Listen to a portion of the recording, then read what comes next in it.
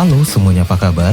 Semoga semuanya tetap sehat dan rezekinya makin hari makin berlimpah.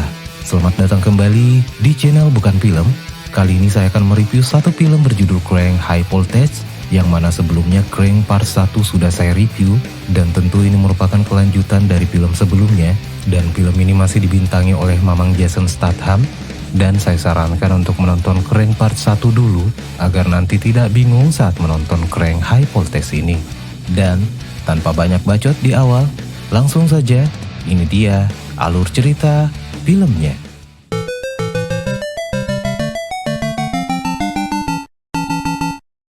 Seperti yang diketahui pada film Crank yang pertama, Chip Chelios terjatuh dari helikopter saat berantem dengan Verona. Namun keajaiban terjadi karena Chip berhasil selamat setelah ia menimpa mobil sebelum jatuh ke jalan.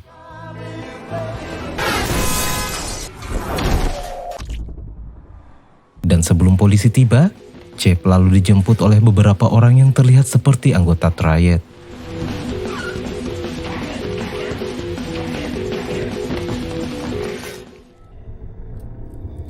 Chip dibawa ke sebuah tempat dan melakukan operasi pengangkatan jantung dan mengganti jantungnya dengan jantung buatan. Belum diketahui siapa orang yang bertanggung jawab akan hal ini dan juga alasan kenapa jantung Chip diganti. Namun di tempat itu terlihat satu orang yang sangat kurang ajar yang terus mengganggu jalannya operasi.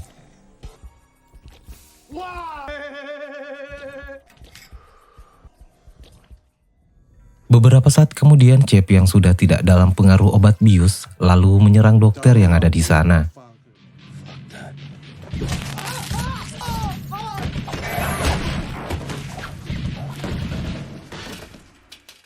Ia melihat bekas luka di dadanya dan juga alat bantu yang dipasangkan untuk jantungnya.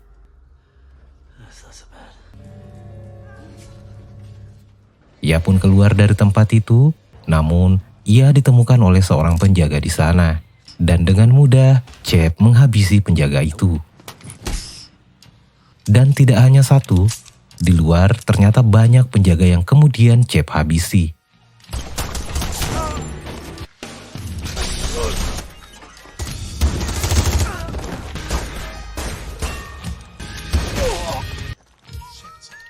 Dan ketika tersisa satu orang penjaga, Chip lalu menanyakan di mana jantungnya dibawa dan siapa yang membawanya. Si pria ini pun lalu mengatakan jika jantung Chip itu dibawa oleh seseorang bernama Johnny Peng. Saat akan berangkat mencari Johnny Peng, Chip merasakan jantung buatannya drop, dan setelah dicek, ternyata baterai pada alat bantunya itu lowbat. Ia pun berinisiatif untuk mengecas alat itu menggunakan listrik yang ada di mobil. Dan seketika itu juga, ia seperti mendapatkan kekuatan baru dan langsung tancap gas. Saat di jalan, ia menelpon Dr. Akmal. Dr. Akmal tentu heran karena setahu Dr. Akmal bahwa Chip sudah mati. Chip lalu menjelaskan kondisi yang ia alami saat ini tentang jantung buatan yang ia miliki pada Dr. Akmal. Dr. Akmal pun tahu tentang jantung buatan itu dan menyarankan Chip untuk tidak terlalu bergerak agar baterai pada jantungnya itu tidak cepat lowbat. Kata Dr. Akmal, jikapun baterai pada alat bantunya itu sudah habis, masih ada baterai cadangan yang ikut dimasukkan pada jantung buatan dalam tubuhnya itu, namun baterainya itu hanya bisa bertahan dalam 1 jam. Yang intinya, Dr. Akmal menyuruh Chip untuk selalu memasukkan listrik pada tubuh Chip. Setelah menelpon, Chip dihampiri oleh 2 pemuda berbahaya, dan Chip lalu menanyakan tentang lokasi klub tempat Johnny Peng berada.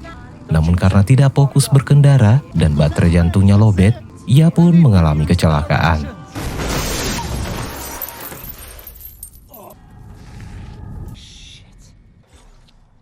Dan alat bantu jantungnya pun rusak. Chip kembali menanyakan lokasi klub tempat Johnny Peng berada pada 2 pemuda itu, yang rupanya tempatnya sudah dekat dari lokasi Chip. Hanya saja, Chip sudah tidak punya tenaga untuk bisa ke sana.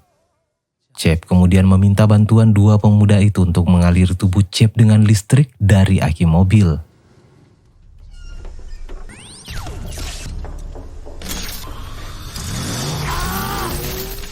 Setelah mendapatkan cukup suplai listrik, Chip lalu menuju ke tempat Johnny Peng berada.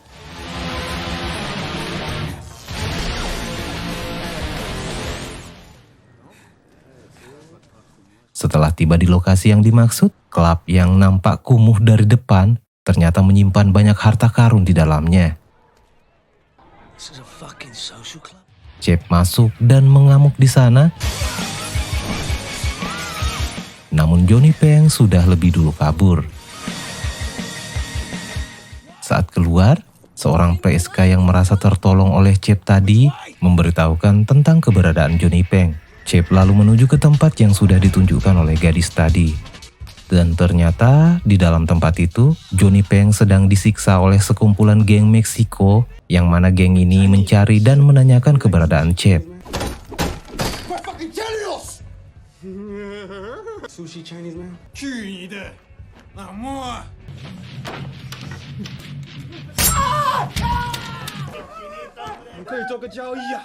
Sementara itu Chip yang masuk ke sana melihat Epi yang menjadi penari erotis. Epi pun heran melihat Chip yang masih hidup.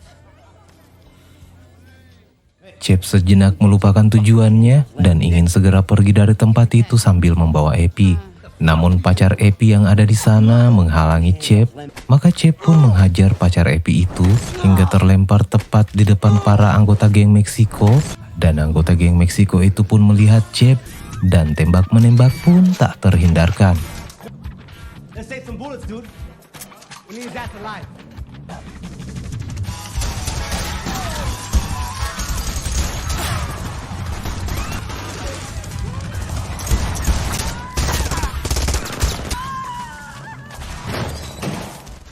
Chip lalu menginterogasi salah seorang yang masih hidup dan menanyakan mengapa geng Meksiko ini mengincar Chip. Yang rupanya, geng Meksiko ini diperintahkan oleh seorang bos bernama Si Musang, yang mana Si Musang ini ingin menangkap Chip hidup-hidup. Chip lalu keluar dari tempat itu, namun di luar, polisi sudah datang dan mengepung Chip dan Epi.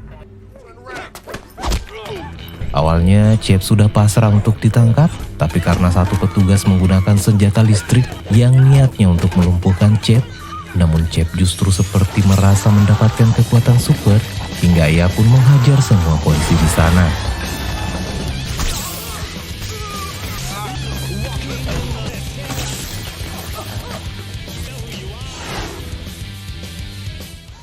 Chip dan Epi lalu meninggalkan tempat itu. Di dalam mobil polisi yang dicuri oleh Chip, ternyata juga ada seorang PSK yang sempat terjaring rahasia. Dan dalam perjalanan, Epi terus mempertanyakan bagaimana Chip bisa hidup setelah terjatuh dari heli.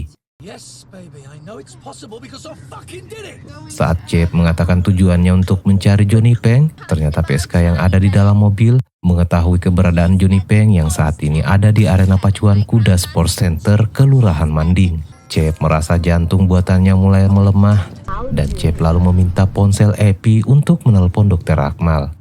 Dr. Akmal mengatakan kalau jantung buatan Chip menggunakan sistem wireless, yang artinya listrik sekecil apapun yang menyentuh kulit Chip bisa membantu menambahkan tenaga pada jantung buatan itu. Dr. Akmal juga mengatakan kalau ia dulunya adalah seorang ahli bedah dan spesialis jantung, yang artinya jika Chip bisa mendapatkan jantungnya kembali, maka Dr. Akmal bisa memasang jantungnya itu pada Chip.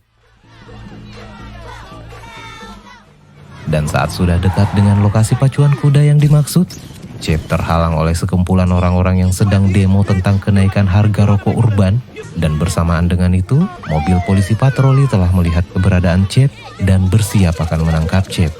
Chip kemudian lari dan meninggalkan Epi yang ada di dalam mobil.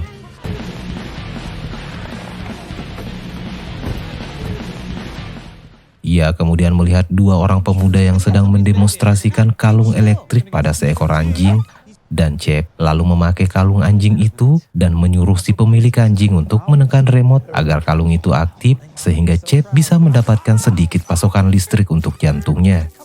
Lalu beberapa saat kemudian, polisi yang tadi mengejar Chip muncul, namun anjing yang ada di sana berhasil menghalau bapak polisi itu. Dan saat terus berlari, polisi berhasil mengepung Chip. Dan saat akan ditangkap, tiba-tiba muncullah seseorang yang mengendarai motor dan menyuruh Chip untuk naik motor itu dan kabur. Chip awalnya mengira jika itu adalah Kylo yang sudah tewas di Crank 1, namun ternyata itu adalah kembarannya si Kylo yang bernama Elpis.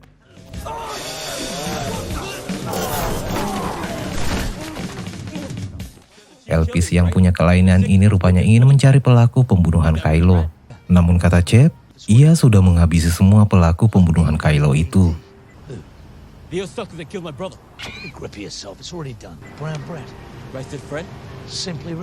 Dendam Elpis ini lalu dimanfaatkan oleh Chip untuk mengatakan kalau masih ada satu orang pembunuh Kylo yang tersisa, yaitu orang yang bernama Si Musang. Dalam kondisi lowbat, Chip kembali menelpon Dr. Akmal dan mengatakan kalau jantungnya makin melemah. Dr. Akmal lalu mengatakan kalau Chip bisa menghasilkan listrik melalui gesekan antar kulit. Chip kemudian mempraktekkan hal itu pada almarhum Bang Chester Bennington yang juga ada di area Sport Center. Namun Bang Chester merasa jijik dan mendorong Chip.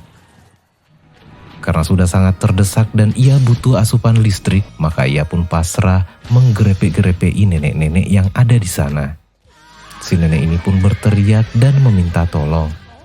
Para petugas segera mendekat untuk mengamankan Chip, tapi untungnya Epi yang juga ada di sana lalu mengatakan pada petugas bahwa pacarnya ini sedang mabuk.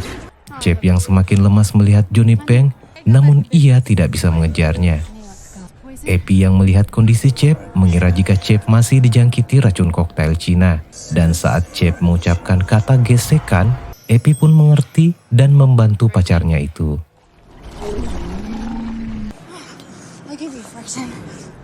Epi sempat kaget saat melihat bekas luka di dada Chip hingga membuat Chip terlempar dan Epi yang mengejarnya pun ikut jatuh tepat di arena balapan kuda. Lalu, gesekan yang lebih ekstrim pun terjadi dan menjadi tontonan gratis satu stadion. Aksi tidak senonoh keduanya lalu dihentikan oleh petugas yang ada di sana. Chip yang melihat Johnny Peng lalu mengejarnya tanpa menghiraukan Epi.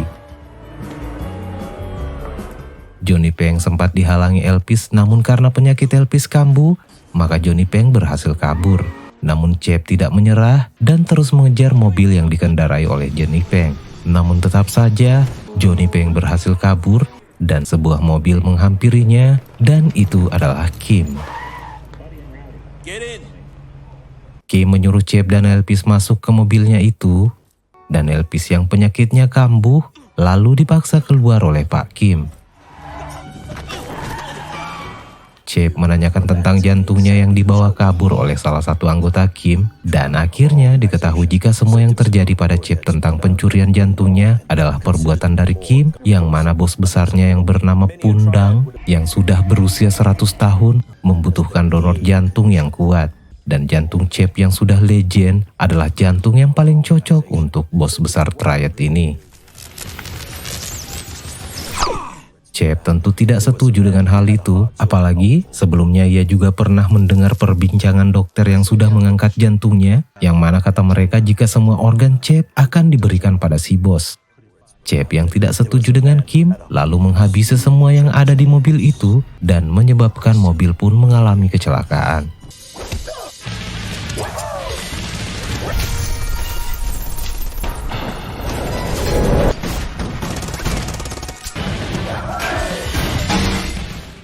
Setelah kejadian itu, Chip terlihat butuh asupan listrik untuk jantungnya dan ia menemukan gardu listrik PLN. Dan akhirnya, Chip kembali merasa sehat walafiat. Di scene berikut di markas Si Musang memberi hukuman pada anak buahnya yang telah gagal untuk membawa Chip.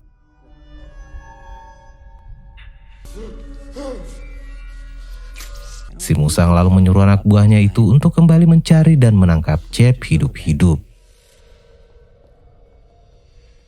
Sementara itu Epi yang masih terlihat kesal karena kejadian di pacuan kuda bertemu dengan pacarnya di jalan.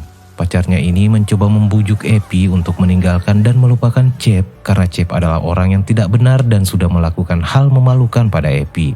Dan Epi sama sekali tidak peduli dengan perkataan pacarnya itu. Lalu Epi pun memutuskan pacarnya itu dengan cara yang elegan.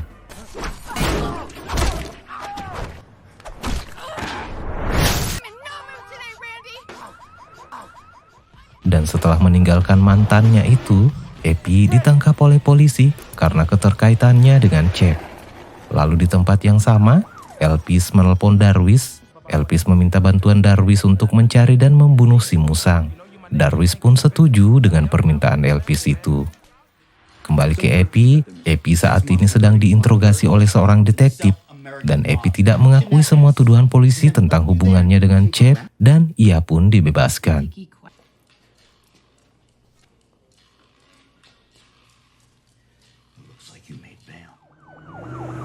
Sementara itu, Chip yang kembali mengalami kekurangan daya pada jantung buatannya, lalu membegal ambulans dan meminta baterai untuk jantung buatannya itu.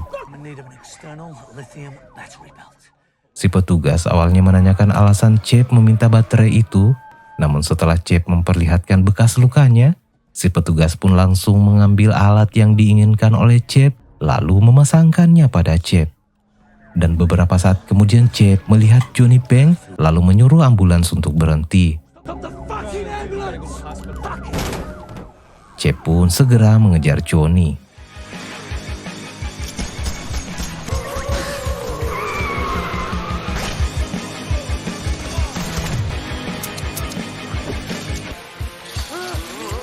Johnny sempat memukul Chip hingga membuat Chip terhempas ke arah gardu listrik yang justru membuat Chip seperti berubah jadi Super Saya.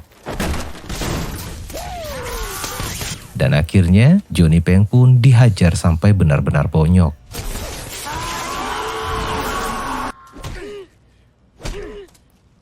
Chip lalu menyuruh Johnny untuk membuka tempat penyimpanan jantung Chip yang rupanya jantung Chip tidak ada dalam box itu. Chip lalu menelpon Dr. Akmal, yang mana Dr. Akmal sudah tahu jika jantung Chip saat ini sudah ada dalam tubuh Pundang. Dan kabar baiknya, Pundang ini alias si bos Triad masih berada di LA dan Chip tidak perlu mengkhawatirkan itu karena Dr. Akmal sudah mengirim anak buahnya untuk menculik si kakek pencuri organ. Saat Chip kembali menemui Johnny Peng, di sana rupanya sudah ada anak buah si musang yang menembak Johnny Peng dan membuat Chip pingsan, lalu membawa Chip menuju ke markas si musang.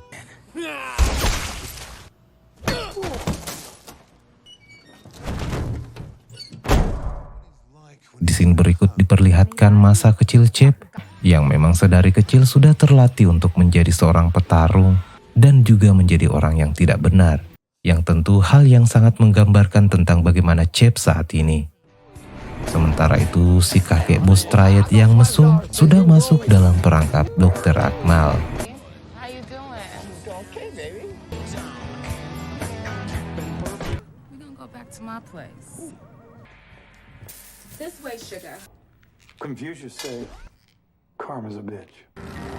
Lalu di suatu tempat, Darwis dan pasukannya kini mulai bergerak sesuai dengan permintaan Elpis, yang mana saat ini Elpis tanpa sengaja bertemu dengan gadis PSK yang tadi di awal film sudah ditolong oleh Chip. Dan gadis ini juga kenal dengan Kylo dan akan ikut untuk balas dendam pada si musang. Dan di tempat lain, tepatnya di kediaman si musang, terlihat Chip akan segera dieksekusi oleh si musang. Dan sebelum membunuh Chip, si musang lalu menceritakan siapa dia sebenarnya dan mengapa ia menculik Chip. Rupanya si musang ini adalah saudara dari Ricky Perona dan juga Arifin Perona yang sudah Chip bunuh. Dan rupanya mereka bertiga ini adalah saudara kembar. Dan alasan Chip diculik adalah agar si musang bisa membunuh Chip di depan Perona, yang mana di sana ternyata ada kepala Perona yang dihidupkan berkat bantuan teknologi, yang sekalipun teknologi itu hanya bertahan sesaat, namun kata si musang, setidaknya Perona bisa melihat Chip mati. Lalu saat sudah akan ditembak, tiba-tiba Darwis dan Elpis muncul bersama dengan pasukannya, hingga terjadilah perang antar geng di tempat itu.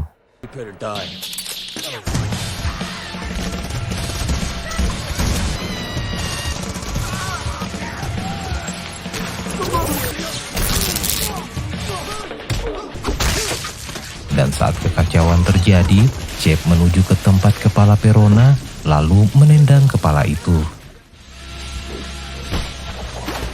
Dan hal itu membuat si musang sangat marah. Chip terlihat sangat lobet, lalu ia pun melihat sumber listrik yang ada di depannya. Ia lalu memanjat tiang listrik di depannya itu dan menyetrumkan dirinya hingga kulitnya terlihat melepuh dan pakaiannya terbakar. Namun Chip tidak peduli hal itu dan ia terlihat sangat bersemangat dan berhasil membunuh si musang. Dan di akhir film, Chip yang mengalami luka bakar stadium 12 terlihat sedang menjalani operasi pemasangan jantungnya dan film pun tamat. Demikian alur cerita film kali ini yang tidak saya rekomendasikan untuk kalian yang ingin menonton film ini secara full jika kalian masih berusia di bawah 21 tahun. Karena banyaknya adegan yang kalau di kampung saya, film ini sudah pasti tidak lulus sensor dan kemungkinan besar film ini akan dicekal di kampung saya. Dan juga untuk kalian yang sudah nonton review film ini dan belum subscribe, semoga bisa dibukakan pintu hidayah untuk melakukan subscribe. Amin. Terima kasih sudah menonton dan see ya.